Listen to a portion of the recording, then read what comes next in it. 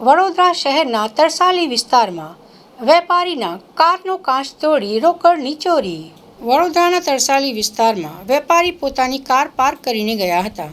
તે દરમિયાન number plate વગરની બાઇક પર બે અજાણ્યા ગઠિયાઓ ત્યાં આવી પહોંચ્યા હતા. આ ગઠિયાઓએ અત્યંત ચાલાકીપૂર્વક કારનો પાછળનો કાચ તોડી નાખ્યો હતો અને કારની અંદર રાખેલી બેગ સરકાવી લીધી હતી.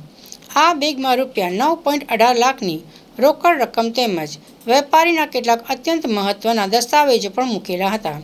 ચોરીની આ ઘટનાને અંજામ આપીને બંને ગઠિયાઓ બાઇક પર સવાર થઈને ક્ષણવારમાં રોંગ સાઈડમાં પલાયન થઈ ગયા હતા. દિન દહાડે બનેલી આ ઘટનાના સીસીટીવી ફૂટેજ પણ હવે સામે આવ્યા છે, જેમાં નંબર પ્લેટ વગરની બાઇક પર આવેલા બંને આરોપીઓ ચોરી કરતા સ્પષ્ટપણે નજરે પડી રહ્યા છે.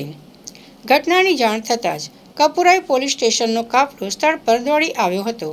વેપારીની ફરિયાદના આધારે કપુરાઈ પોલીસે ગુનો નોંધીને વધુ તપાસ હાથ ધરી છે.